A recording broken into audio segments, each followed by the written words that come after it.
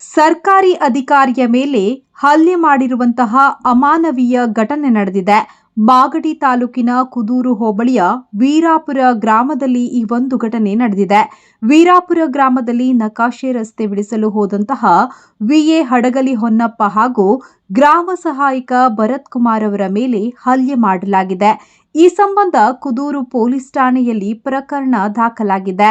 ಪ್ರಕರಣವನ್ನ ದಾಖಲಿಸಿಕೊಂಡಿರುವ ಕುದೂರು ಪೊಲೀಸರು ತನಿಖೆಯನ್ನ ನಡೆಸುತ್ತಿದ್ದಾರೆ.